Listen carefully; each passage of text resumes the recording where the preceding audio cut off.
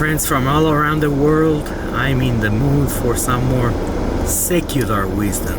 By that meaning, non-religious. This is the philosopher Marcus Aurelius, one of the good 5 Roman emperors, who was an orphan and became the emperor of Rome, and one of the greatest Stoic philosophers. This is him on death. Listen carefully. If souls continue to exist, how does the air give room for all of them from eternity? Well, how does the earth hold the bodies of those who have been buried in it from the remotest time? For as here the mutation of these bodies after a certain continuance, whatever it may be, and their dissolution make room for other dead bodies, so the souls which are removed into the air after subsisting for some time are transmuted and diffused, and assume a fiery nature by being received into the creative intelligence of the universe, and in this way make room for the fresh souls which come to dwell there. This is the answer which a man might give on the hypothesis of souls continuing to exist. But we must not only think of the number of bodies which are thus buried, but also of the number of animals which are daily eaten by us and other animals. A vast number consumed, and thus in a manner buried in the bodies of those who feed on them. And nevertheless this earth receives them by reason of the transformation of these bodies into blood, and into the elements of air or fire. What is it to investigate into the truth in this matter? It is to mark out that which is material from that which is the cause of form, the formal. Do not be whirled about by your thoughts, but in every volition have respect to justice, and on the occasion of every sense impression maintain the faculty of comprehension or understanding. Everything that is harmonious to you, O universe, harmonizes with me. Nothing for me is too early nor too late, which is in due time for you. Everything is fruit to me, O nature, which your seasons bring.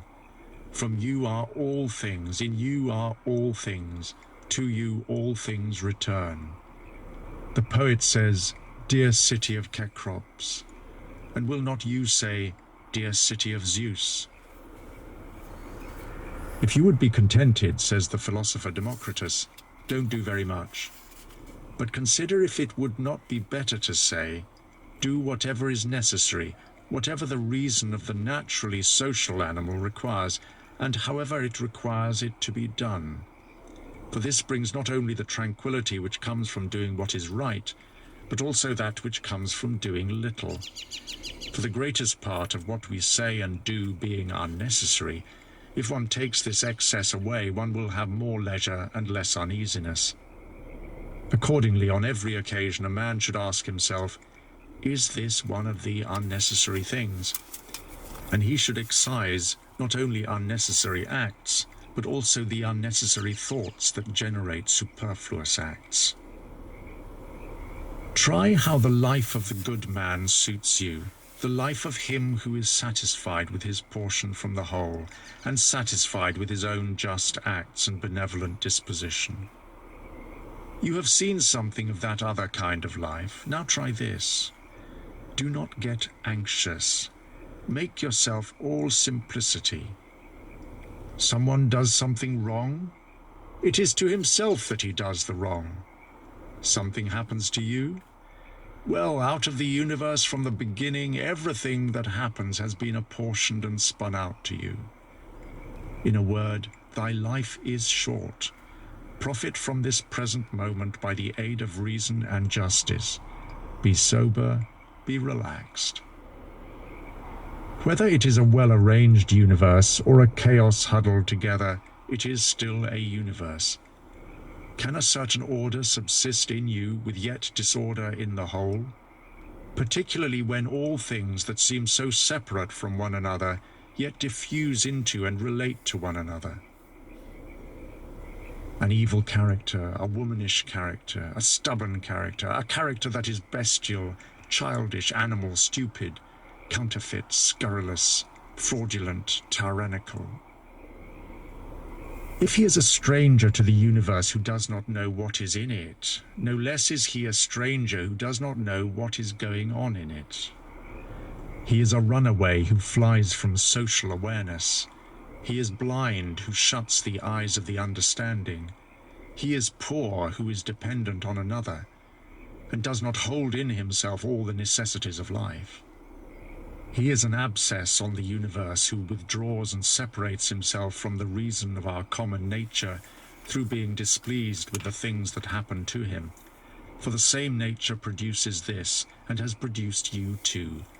He is a piece rent asunder from the state, who tears his own soul from that of all reasoning animals, which is a single unity. This philosopher is without a tunic, another is without a book. Here is another half naked. Bread I have not, he says, yet I abide by reason. But for myself I have all the fruit of learning, and still I am not faithful to my reason. Love the art, poor as it may be, which you have learned, and be content with it, and pass through the rest of your life like one who has entrusted to the gods with his whole soul all that he has, making yourself neither the tyrant nor the slave of any man. Wow, what a blessed soul, so much wisdom. Anyway, it's time for me to go have dinner. Have a good night. I hope to share more secular wisdom, that meaning philosophy and poetry, because that's also super important. All right, take care. Have a good night.